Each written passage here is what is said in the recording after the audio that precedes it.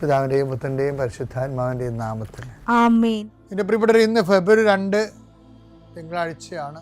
അമ്മേ പരിശുദ്ധ അമ്മേ, അമ്മേ പരിശുദ്ധമേ, ദൈവമാതാവേ, കൃപാസനത്തിലൂടെ ഞങ്ങളുടെ ദേശത്തിനും അമ്മ മധ്യസ്ഥം തേടി തന്ന എല്ലാ അനുഗ്രഹങ്ങൾക്കും കൃപകൾക്കും ഞങ്ങളിപ്പോൾ ഹൃദയം നിറഞ്ഞ നന്ദി പറയുന്നു.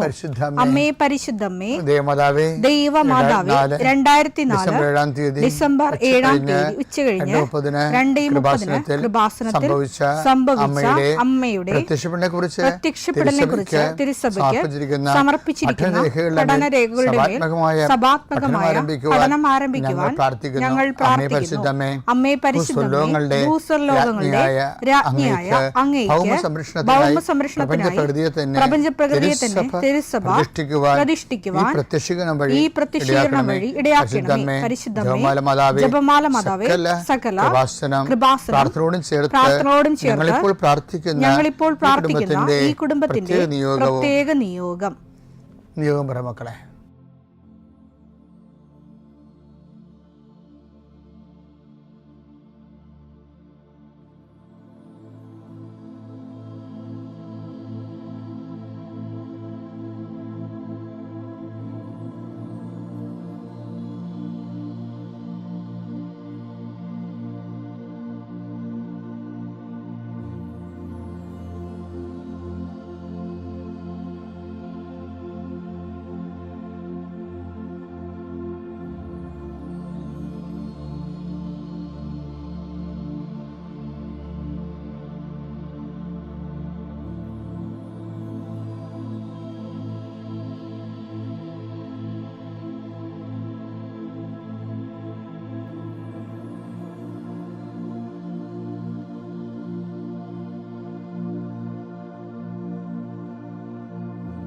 അമ്മയുടെ പ്രത്യക്ഷീകരണത്തിന്റെ ഈ അനുഗ്രഹവേളയിൽ ഞങ്ങൾക്ക് സാധിച്ചു തരുവാൻ കനിയണമേ.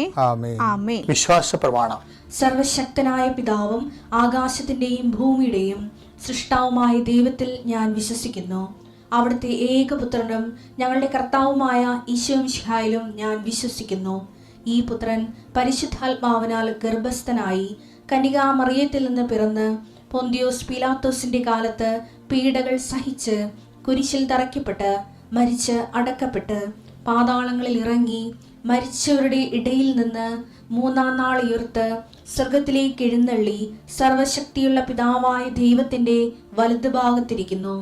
അവിടെ നിന്ന് ജീവിക്കുന്നവരെയും മരിച്ചവരെയും വിധിക്കുവാൻ വരുമെന്നും ഞാൻ വിശ്വസിക്കുന്നു. പരിശുദ്ധാത്മാവിലും ഞാൻ വിശ്വസിക്കുന്നു. വിശുദ്ധ കത്തോലിക്കാ സഭയിലും പുണ്യവാന്മാരുടെ ഐക്യത്തിലും പാപങ്ങളുടെ മോചനത്തിലും ശരീരത്തിന്റെ ഉയർപ്പിലും നിത്യമായ ജീവിതത്തിലും ഞാൻ വിശ്വസിക്കുന്നു. ആമേൻ. സ്വർഗ്ഗസ്ഥനായ ഞങ്ങളുടെ പിതാവേ, അങ്ങയുടെ നാമം പൂജിതമാകണമേ. അങ്ങയുടെ രാജ്യം വരണമേ. അങ്ങയുടെ തിരുമനസ് സ്വർഗത്തിലെ പോലെ ഭൂമിയിലും ആകണമേ. അന്നു വേണ്ടുന്ന ആഹാരം ഇന്ന് ഞങ്ങൾക്ക് തരണമേ. ഞങ്ങളോട് തെറ്റ് ചെയ്യുന്നവരോട് ഞങ്ങൾ ക്ഷമിക്കുന്നത് പോലെ ഞങ്ങളുടെ തെറ്റുകൾ ഞങ്ങളോടും ക്ഷമിക്കണമേ. ഞങ്ങളെ പ്രലോഭനത്തിൽ ഉൾപ്പെടുത്തരുതേ, തിന്മയിൽ ഞങ്ങൾ രക്ഷിക്കണമേ. ആമേൻ. നന്മ നിറഞ്ഞ മറിയമേ, സ്വസ്തി. കർത്താവ് അങ്ങയുടെ കൂടെ സ്ത്രീകളിൽ അങ്ങ് അനുഗ്രഹിക്കപ്പെട്ടവളാകുന്നു. അങ്ങയുടെ ഉദരത്തിൻ ഫലമായി ഈശോ അനുഗ്രഹിക്കപ്പെട്ടവനാകുന്നു. പരിശുദ്ധ മറിയമേ, തമ്പുരാന്റെ അമ്മേ, പാപികളായ ഞങ്ങൾക്ക് വേണ്ടി ഇപ്പോഴും ഞങ്ങളുടെ മരണസമയത്തും തമ്പുരാനോട് അപേക്ഷിക്കണമേ. ആമേൻ. എൻ്റെ കർത്താവിൻ്റെ ഉന്നതമായ നാമത്തിൽ സഭയുടെ അധികാരത്തെ കുരിശിൻ്റെ അടയാളത്തിൽ ദൈവത്തിൻ്റെ ശക്തിയാണ് 39-40 വർഷം ഞാൻ അർപ്പിച്ച കുർബാനയുടെ യോഗ്യതയായി കൃപാസനത്താറെ ജീവനോടെ പ്രത്യക്ഷപ്പെട്ട പരിശുദ്ധ അമ്മയുടെ മാധ്യസ്ഥത്തിലെ ഞാൻ ഓരോ കുടുംബത്തെ ആശ്രയിച്ച് പ്രാർത്ഥിക്കുന്നു. ദൈവത്തിലെ നിന്റെ കയ്യിരിക്കുന്ന എല്ലാ വസ്തുക്കളുടെ പ്രമാണങ്ങൾ കയ്യിലുണ്ടെങ്കിൽ എടുക്കുക, സർട്ടിഫിക്കറ്റുകളുണ്ടെങ്കിൽ എടുക്കുക, എവിടെയും കൊടുക്കാനുള്ള ആപ്ലിക്കേഷൻസ് ഉണ്ടെങ്കിൽ എടുക്കുക. ദൈവത്തിലെ നീ എവിടെയെങ്കിലും പോകുന്നുണ്ടെങ്കിൽ നിന്റെ പാസ്പോർട്ടോ വിസയുടെ കോപ്പിയോ എയർ ടിക്കറ്റോ എന്താണ് നിന്റെ കയ്യിലുള്ളത്, ഇപ്പോൾ എടുക്കുക. ദൈവത്തിലെ എവിടെയും കൊടുക്കാനുള്ള ആപ്ലിക്കേഷൻസ് ഉണ്ടെങ്കിൽ അത് എടുക്കുക. കൃപാസനം മാതാവിനെ കാണിച്ചുകൊണ്ട് പ്രാർത്ഥിക്കുക. ഞാനിപ്പോൾ നിന്നെ ആശ്രയിച്ച് പ്രാർത്ഥിക്കുക. കർത്താവേ, സിവിൽ പോയിന്റ് കുറഞ്ഞതിൻ്റെ പേര് ജോലി കിട്ടാത്തവരുണ്ട്, ജപ്തിയാകാൻ പോകുന്നവരുണ്ട്. ആ പത്രങ്ങളെല്ലാം രേഖകളെല്ലാം നിന്റെ നാമത്തെ ഞാൻ ആശീർവദിക്കാൻ പോവുകയാണ്. കർത്താവ്, രേഖകൾ കയ്യിലില്ല, പക്ഷെ മനസ്സിൽ ആ രേഖ ഓർത്ത് പ്രാർത്ഥിക്കുന്നുണ്ട്. ഇപ്പം എടുക്കാൻ പറ്റാത്ത ആ രേഖ എൻ്റെ കയ്യിലുണ്ടായിരുന്നെങ്കിൽ എന്ന് ആഗ്രഹിച്ച് വിഷമിക്കുന്നവരുണ്ട്. കർത്താവെ, ആ രേഖ എവിടെയാണ് ഇരിക്കണത്? അവിടെ നിന്റെ തിരുമുറിവാർന്ന് വലത് കരുത്താൻ ആ രേഖയെ സ്പർശിക്കണമേ. മാതാവിൻ്റെ മധ്യസ്ഥത്തിൽ പ്രാർത്ഥിക്കുന്നു. അവരെന്താണ് ഉദ്ദേശിക്കുന്നത്, അതുകൊണ്ട് അത് നിറവേറാൻ കർത്താവ് അനുവദിക്കട്ടെ. കർത്താവ്, ജോലി നഷ്ടപ്പെട്ടു പോരണവരെ, ഉപേക്ഷിച്ച് പോണവരെ, ആ രാജ്യത്ത് ജീവിക്കാൻ പറ്റാതെ പോണവരെ, ജോലി പരീക്ഷയെ ഒരുങ്ങിക്കൊണ്ടിരിക്കുന്ന മക്കളെ, പരീക്ഷയുടെ ഹോൾ ടിക്കറ്റ് കയ്യിലുണ്ടെങ്കിൽ മക്കൾ എടുക്കുക. അല്ലെങ്കിൽ നിങ്ങളത് മനസ്സിൽ ഓർക്കുക. പഠിക്കാൻ പറ്റാത്ത വിഷയങ്ങളുണ്ടെങ്കിൽ ലാപ്ടോപ്പ് എടുത്ത് കയ്യിൽ വെക്കുക. അച്ഛനാ ഈ നിമിഷം ആശീർവദിക്കുന്നു. പഠിക്കാൻ പറ്റാത്ത വിഷയങ്ങളുണ്ട്, ആ വിഷയവുമായിട്ട് ബന്ധപ്പെട്ട വിഷയങ്ങൾ മക്കൾ കയ്യിലെടുക്കുക. എൻ്റെ കർത്താവിൻ്റെ ഉന്നതമായ നാമത്തിൽ, സഭയുടെ അധികാരത്തിൽ, കുരിശിൻ്റെ അടയാളത്തിൽ, ദൈവത്തിൻ്റെ ശക്തിയാൽ എൻ്റെ എല്ലാ ജീവിത തടസ്സങ്ങളെയും, നീ ആഴ്ച നേരിടാൻ പോകുന്ന മുഴുവൻ ദോഷങ്ങളെ ഈശോ നാമത്തിൽ ബന്ധിക്കുന്നു. പിതാവും പുത്രനും പരിശുദ്ധാത്മാവ് സർവ്വശക്തനും നീക്കുവാമേ. എൻ്റെ പ്രിയപ്പെട്ടവരെ, ദൈവവുമായിട്ടുള്ള നമ്മുടെ റിലേഷൻസ്, ബന്ധം, അത് അതിൻ്റെ ഒരു പ്രക്രിയ ഇൻറ്റൻസിഫൈങ് ആയിട്ടുള്ള പ്രക്രിയയാണ്. വെച്ചാൽ അത് തീവ്രതയിലേക്കാണ് അത് പോകേണ്ടത്. സ്വാഭാവികമായ ചലനം, അല്ലെങ്കിൽ എന്തോ അസ്വാഭാവികത ഉണ്ടെന്നാണ് എൻ്റെ അർത്ഥം.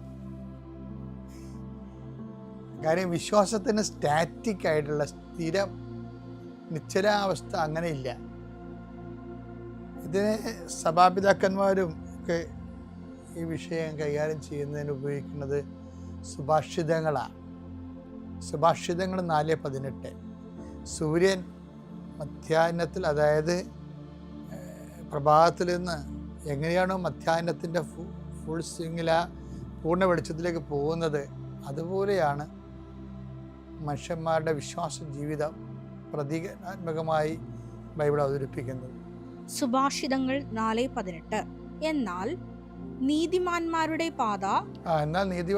പാത പൂർവാന്നത്തിലെ.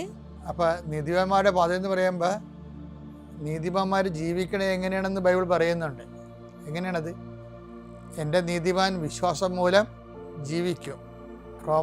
റോമ 1:17 തിരുവചനമുണ്ട്. റോമ 1:17. നീതിമാൻ വിശ്വാസം വഴി ജീവിക്കുമെന്ന് എഴുതപ്പെട്ടിരിക്കുന്നുവല്ലോ. അപ്പൊ നീതിമാൻ എന്ന് പറഞ്ഞാൽ അതിൻ്റെ അർത്ഥം വിശ്വാസം വഴി ജീവിക്കുന്ന ആൾ, വിശ്വാസത്തെ കൊണ്ട് ജീവിക്കുന്ന ആളാണ്.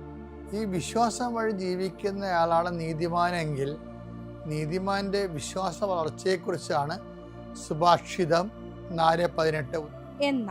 എന്നാൽ നീതിമാന്മാരുടെ പാത, അതായത് വിശ്വാസം വഴി ജീവിക്കുന്നവരുടെ പാത പൂർവാന്നത്തിലെ, അതായത് മോർണിംഗ് ടൈം വെയിൽ പോലെ പ്രകാശം വർദ്ധിപ്പിച്ചുകൊണ്ടിരിക്കുന്നതാണ്. ദുഷ്ടരുടെ മാർഗം പ്രകാശം വർദ്ധിപ്പിച്ചുകൊണ്ടിരിക്കുന്നതാണെന്ന് പറയുമ്പോൾ അതിൻ്റെ അർത്ഥം മധ്യാഹ്നത്തിൻ്റെ പൂർണ്ണതയിലേക്കാണ് അത് പോണത്. അപ്പം വിശ്വാസത്തിൻ്റെ സ്വാഭാവികമായ വളർച്ച എന്ന് പറയണത് ഈ പ്രഭാതത്തിൽ നിന്ന് മധ്യാഹ്നത്തിലേക്ക് സൂര്യൻ എങ്ങനെയാണ് വെളിച്ചം കൂടുന്നത്, അതുപോലെ കൂടിക്കൊണ്ടേ വരേണ്ടതാണ്. ഇൻ കേസ് അങ്ങനെ ഒരു പ്രക്രിയ നടക്കുന്നില്ല എന്നുണ്ടെങ്കിൽ, വിശ്വാസത്തിന് വളർച്ച സംഭവിക്കുന്നില്ല എങ്കിൽ സ്വാഭാവികമായിട്ട് വരണത് വിശ്വാസത്തിന് തളർച്ചയാണ് സംഭവിക്കുന്നത്. വിശ്വാസം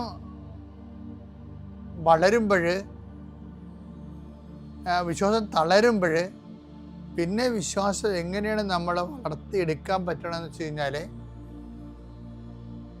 അത് റോമർ 1:16 വായിച്ചേ.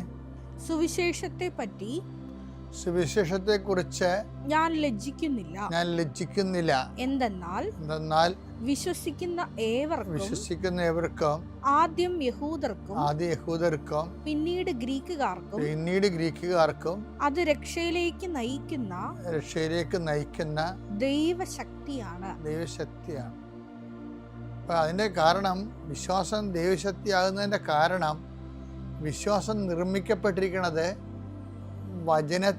വചനത്തിൻ്റെ മിനറൽസ്, വൈറ്റാമിൻസ് ഒക്കെ കഴിച്ചാണ് വിശ്വാസ മനുഷ്യൻ വളരണത്. റോമ 10:17 വായിച്ചേ. ആകയാൽ വിശ്വാസം കേൾവിയിൽ നിന്ന് കേൾവി ക്രിസ്തുവിനെ കുറിച്ചുള്ള പ്രസംഗത്തിൽ നിന്നുമാണ്. അപ്പൊ വിശ്വാസത്തിലൂടെ തളർച്ച വന്നാൽ, സുഭാഷിതം പറയുന്ന പോലെ പ്രഭാതത്തിൽ നിന്ന് മധ്യാഹ്നത്തിലേക്ക് അഭിവൃദ്ധിപ്പെടുന്ന സൂര്യ തേജസ് പോലെ വിശ്വാസത്തിന് വളർച്ചയില്ലെന്നുണ്ടെങ്കിൽ പിന്നെയുള്ള നടപടിക്രമം എന്ന് പറയുന്നത്, വിശ്വാസം എങ്ങനെയാണോ രണ്ടാമത് റീക്രിയേറ്റ് ചെയ്യാൻ പറ്റണത്, അത് വിശ്വാസം ഉണ്ടായ അതേ മെത്തേഡ് എടുക്കാൻ പറ്റത്തുള്ളൂ. വിശ്വാസം ഉണ്ടായ മെത്തേഡ് എന്താണ്? കേൾവിയിൽ നിന്നാണ് വിശ്വാസം ഉണ്ടായത്. പിന്നെ എന്താണ്? ചുമ്മാ കേൾവിയല്ല. റോമ 10:17 പറയണത് യേശുക്രിസ്തുവിനെ കുറിച്ചുള്ള വചനങ്ങളാണ്. അല്ല വേറെ വല്ല ഇതും കേട്ടാൽ വിശ്വാസം ഉണ്ടാകത്തില്ല. വേറെ വല്ലതും പറഞ്ഞ് വിശ്വസിപ്പിക്കാൻ നോക്കിയാലും ആ വിശ്വാസത്തിനൊരു കുഴപ്പം രക്ഷാകരമാകത്തില്ല. ഇപ്പം നിങ്ങൾ അമേരിക്ക അവിടെ ഉണ്ട്, പക്ഷേ നമ്മൾ അമേരിക്ക കണ്ടിട്ടില്ല, പക്ഷേ അമേരിക്ക അവിടെ ഉണ്ടല്ലോ, അപ്പം നമുക്ക് വിശ്വസിക്കണ്ടേ? അതുപോലെയൊക്കെ ഉള്ള ചെപ്പടി ഉദാഹരണങ്ങളൊക്കെ പറഞ്ഞാലൊന്നും രക്ഷാകരമായ വിശ്വാസം ഉണ്ടാകത്തില്ല. കാരണം സുവിശേഷത്തിൻ്റെ വിശ്വാസത്തിൻ്റെ പ്രത്യേകത എന്ന് പറയുന്നത് ബൗദ്ധികമായ കേവല വിശ്വാസമല്ല. ഇപ്പം അമ്മ പറഞ്ഞു ഇയാളാണ് എൻ്റെ അച്ഛൻ, ഇന്ന ആളാണ് എൻ്റെ അച്ഛൻ എന്ന് പറഞ്ഞുകൊണ്ട് ഞാൻ അമ്മയിൽ വിശ്വസിക്കുന്നു എന്ന് പറഞ്ഞിട്ട് അതുപോലെയുള്ള മാനുഷികമായ ആശയവാദങ്ങളല്ല സംഭവം. സുവിശേഷത്തിലെ വിശ്വാസം എന്ന് പറയുന്നത് യേശുക്രിസ്തു ഏകരക്ഷകൻ എന്നുള്ള വിശ്വാസമാണ്. അവൻ നമ്മുടെ പാപത്തിന് പരിഹാരമായി പിതാവ് അയച്ച ബലിവസ്തുവാണ്. അവൻ്റെ ബലിയിൽ പ്രസാദിച്ച പിതാവ് നമുക്ക് രക്ഷ പുനർജീവിപ്പിക്കപ്പെട്ടു, നഷ്ടപ്പെട്ട രക്ഷ തിരികെ നൽകി. അതാണ് ദൈവവരപ്രസാദം. അപ്പോൾ ഈ വിശ്വാസം നമുക്ക് നൽകണത് എന്താണ്? രക്ഷാകരമായ വിശ്വാസം എന്ന് പറയുന്നത് രക്ഷാകരമായ വിശ്വാസമാണ്.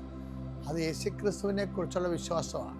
പള്ളികളിലെ വിശ്വാസം എന്ന് പറയുന്നത് ലീപ്പ് ഇൻ ടു ഡാർക്ക്നെസ് ആണ്, ഇരുട്ടിലേക്ക് എടുത്തു ചാട്ടമാണ്. എബ്രാഹമാണ് വിശ്വാസത്തിൻ്റെ പിതാവെന്നൊക്കെ നമ്മൾ പറഞ്ഞാലും പുതിയ നിയമത്തിൽ ശരിക്കും പറഞ്ഞാൽ എബ്രാഹം അല്ല വിശ്വാസത്തിൻ്റെ പിതാവ്. പുതിയ നിയമത്തിലെ വിശ്വാസം എന്താണ്? എബ്രാഹം വിശ്വസിച്ചത് എന്ത്, പുതിയ നിയമത്തിലെ വിശ്വാസം എന്ത്? ഇത് തമ്മിൽ ഭയങ്കര വ്യത്യാസമാണ്. പുതിയ നിയമത്തിലെ വിശ്വാസം മുഴുവൻ രക്ഷാകര വിശ്വാസം എന്ന് പറയും, റിഡംപ്റ്റീവ് ഫെയ്ത്ത്. അതെന്ന് പറഞ്ഞാൽ എന്താണ്? യേശുക്രിസ്തുവിലുള്ള വിശ്വാസമാണ്. അതാണ് പൗള് കൃത്യമായിട്ട് പറയുന്നുണ്ടത്. എന്താണ്? വിശ്വാസം കേൾവിയെന്നും കേൾവി യേശുക്രിസ്തുവിനെ കുറിച്ചുള്ള വചനങ്ങളിൽ നിന്നുമാണ്. അപ്പോൾ വചനം വായിച്ചും വചനം നടപ്പിൽ വരുത്തിയും വിശ്വാസ ജീവിതം റിപ്പയർ ചെയ്യാമെങ്കിലും അത് യേശു കേന്ദ്രീകൃതമായ മാത്രമേ രക്ഷാകരമായി വരത്തുള്ളൂ. അപ്പോൾ വിശ്വാസത്തെക്കുറിച്ച് സുനിശ്ചിതവും വ്യക്തവും കൃത്യവുമായിട്ടുള്ള ആശയങ്ങളിലൂടെ വേണം നമ്മൾ ആത്മീയ ജീവിതത്തെ സമീപിക്കാൻ.